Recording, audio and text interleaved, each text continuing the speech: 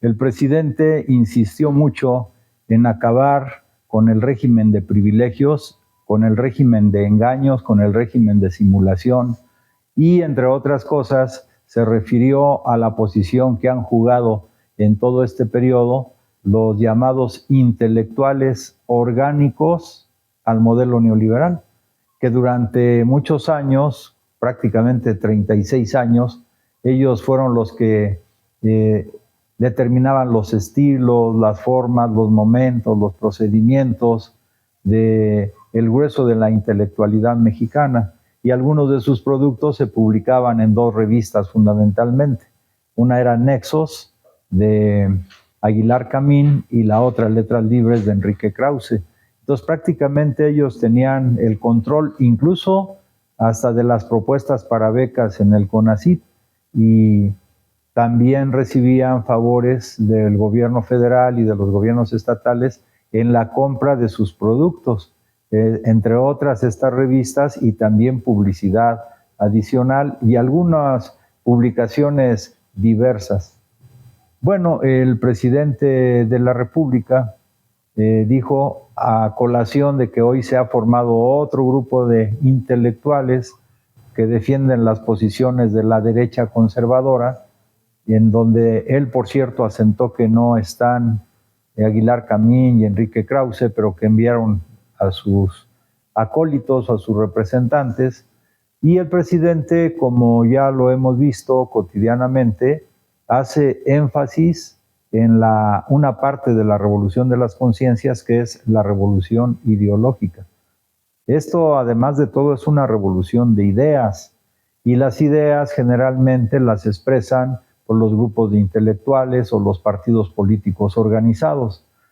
En este caso, el presidente también hizo alusión, como ya lo ha hecho en otros momentos, a que el bagaje, digamos, intelectual o los conceptos que vierten algunos de estas gentes de la intelectualidad que representan los intereses de la derecha conservadora, pues son totalmente despreciativos hacia nuestro pueblo.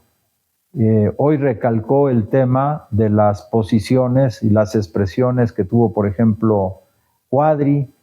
que también anda muy activo en esta cuestión del intercambio de ideas, entre comillas, cuando Cuadri afirmaba que México, si no tuviera los estados de Oaxaca, Guerrero y Chiapas, sería una potencia media. Lo dijimos hace unos días. México más bien está siendo una potencia porque tiene los estados de Guerrero, de Oaxaca, de Chiapas y del sur-sureste, que durante el periodo de los gobiernos neoliberales fueron olvidados. Y precisamente en esa región de nuestro país se está construyendo el corredor, en el corredor del Istmo de Tehuantepec, el ferrocarril que va a conectar los dos océanos, el Océano Pacífico y el Océano Atlántico, a través del Golfo de México. Y va a ser uno de los corredores comerciales más importantes de todo el planeta. Entonces, imagínense si se hubiera hecho caso a estas tesis de Cuadri, pues entonces, despreciando al estado de Oaxaca, tal vez no se hubiera reimpulsado, ahora con mucha fuerza por parte del presidente de la República, la creación de este corredor interoceánico, que además sus beneficios podríamos decir que son a 3 niveles. Primero es beneficiar a los pobladores de esa región, donde se van a construir 10 polos de desarrollo estratégico, además de infinidad de comercios, cooperativas que van a tener una vía de acceso fácil para sus productos, turismo comunitario, etcétera, etcétera. Uno. Pero además va a servir para el desarrollo nacional, porque el ferrocarril interoceánico, pues va a tener también conexión a través de otros ferrocarriles con el Tren Maya, o va a llegar a otras regiones de Chiapas, digamos, que se establecerán rutas turísticas y comerciales, entre otras cosas. Entonces, toda esa zona de sur-sureste, particularmente Yucatán, Campeche, Quintana Roo, Chiapas, Tabasco, Oaxaca, una parte de Veracruz también, que forma parte de este gran corredor, pues van a tener un desarrollo impresionante. Entonces, no es despreciando a Oaxaca, a Guerrero, a Chiapas, como la tesis de este cuadri, cómo nuestro país se va a convertir ahora sí y se está convirtiendo en una gran potencia en todos los terrenos. Hay que recordar también que ahí pues cerca está todo el ferrocarril Maya y que se está construyendo una coquizadora en Salina Cruz y se está construyendo y ya va a empezar a funcionar en estos días la refinería en Dos Bocas, Tabasco. Hoy el presidente de la República estuvo en Chiapas precisamente y en esa región de Chiapas, sobre todo en el río Usumacinta, en el río Grijalva, que además tienen abundancia en agua, pues también están en esa zona, 4 de las empresas de generación de energía eléctrica, que son las hidroeléctricas, que incluso el presidente va a ir a visitar alguna de ellas, porque en el país se están invirtiendo alrededor de 10,000 millones de dólares para comprar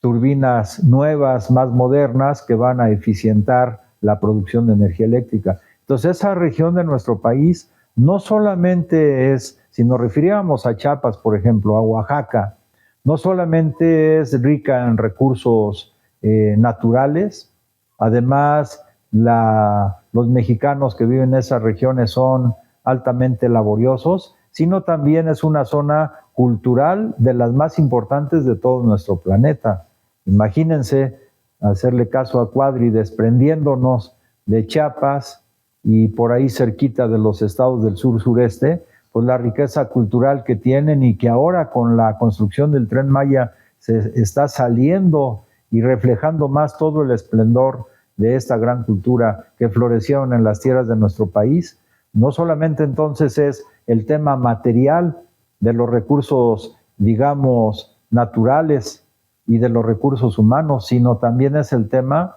de los recursos culturales. Es integrar la riqueza de nuestra patria en esa zona de nuestro país, pero que fue olvidada, menospreciada, ninguneada por los gobiernos, sobre todo en el periodo neoliberal. Hoy es un resurgimiento de nuestro país, como lo han manifestado cuando van a las conferencias matutinas, tanto la gobernadora de Quintana Roo como la de Yucatán, hoy lo hizo el gobernador de Chiapas, etcétera, etcétera. Entonces, esta lucha ideológica que están afinando los intelectuales orgánicos al modelo neoliberal, pues el presidente tiene argumentos que son sencillos de entender, muy profundos, con los que no han podido. Es decir, se pueden reunir 2,000 intelectuales que han firmado algunos desplegados en contra de la labor que hace el presidente de la República, pero ante los hechos objetivos, ante la realidad cruda, pues caen al suelo de manera rápida y es con hechos, o sea, no solamente son palabras o no solamente son análisis o planteamientos o pronunciamientos desde el punto de vista abstracto, sino también son hechos concretos que está desarrollando el presidente de la República y que bastaría preguntarle a los pobladores de esa región si efectivamente este gobierno es distinto de los anteriores o sigue siendo como los anteriores. No hay que ir muy lejos. Las encuestas que se hacen a lo largo de todo el país muestran con mucha claridad que el presidente de la República, a pesar de los ataques, de la andanada de ataques de los grupos intelectuales orgánicos al modelo neoliberal, difundidos de manera masiva y extensiva por el grueso de los medios de comunicación convencional y subvencionados y apoyados por recursos económicos del grupo que está liderando Claudio X González y que tiene como seguidores, apoyadores, sus subordinados a algunos partidos políticos. A pesar de todo eso, en las encuestas que vemos cotidianamente, tanto a nivel nacional como a nivel internacional, el licenciado López Obrador sigue teniendo por lo menos una aceptación de alrededor del 70% de la población. Hoy el presidente de la República también dijo que los apoyos que está recibiendo nuestro pueblo llegan por lo menos alrededor de, primero de manera muy directa, 25 millones de familias mexicanas y todavía de manera importante alrededor de 5 millones de familias más. en números cerrados a 30 millones de familias, cosa insólita que no se había hecho en larguísimos años, es más, no se había hecho nunca en la historia de nuestro país, y que si lo comparamos con otros países del planeta, pues México está a la vanguardia de los apoyos del presupuesto nacional orientados a los sectores más desprotegidos, pero que ahora cada vez más van abandonando esa posición de menos protegidos. ¿Por qué? Porque con la cantidad inmensa de proyectos de construcción de infraestructura en hidroeléctricas, en termoeléctricas, en coquizadoras, en refinerías, en carreteras, en ferrocarriles, en aeropuertos, en ampliación de los puertos, etcétera, pues las fuentes de trabajo van incrementando y muchos de ellos son trabajos cada vez más especializados y sus salarios pues también son cada vez mejores. Hay que recordar, igual que México firmó el Tratado de Estados Unidos, México, Canadá, y que precisamente en estos días también pues hay denuncias de que no se está cumpliendo por parte de algunas empresas la cuestión de pagar los salarios de los trabajadores acorde a las cláusulas que vienen en el Tratado de Estados Unidos, México, Canadá. Entonces, el nivel económico de los pobladores de México va aumentando. El presidente ha dicho hace poco que antes el salario promedio de los mexicanos estaba en 12,000 pesos, hasta todavía el año pasado. Hoy, lo ha dicho el presidente, está en 16,000 pesos. El salario promedio, o sea, no quiere decir que todos ganemos eso. Hay unos que ganan mucho, otros menos que eso, pero en promedio, entonces estadísticamente, cuando el promedio pasa de 12,000 pesos a 16,000 pesos, pues hay un aumento significativo que prácticamente es de un 33% más, de 12,000 a 16,000 pesos. Entonces, estas tesis donde se ha querido menospreciar a nuestro pueblo y además se ha utilizado también la propaganda en el grueso de medios de comunicación convencional, apuntalada por algunos de los intelectuales orgánicos, pues se está viendo que están cayendo al suelo, son mentiras, es desinformación. Ahora el presidente más bien llama al grueso de estos medios, no a todos, porque como él lo dice, siempre hay las excepciones correspondientes, pero en lugar de medios de información se han convertido en medios de tergiversación. Y esa batalla desigual por cuanto a la cantidad de medios que diariamente enfrenta el presidente de la República, la va ganando. Entonces a esto, a todas las virtudes del presidente, hay que agregar que una de sus virtudes fundamentales es la de comunicador social, y por eso las encuestas están, como ya lo mencionamos, alrededor del 70% a favor del presidente de la República. Entonces, dense cuenta ustedes, es un fenómeno internacional, histórico también, porque a pesar de tener el grueso de intelectuales orgánicos, prensa convencional, medios de comunicación o de tergiversación convencional, apoyos económicos de dentro y de fuera del país, pues no pueden. O sea, yo diría,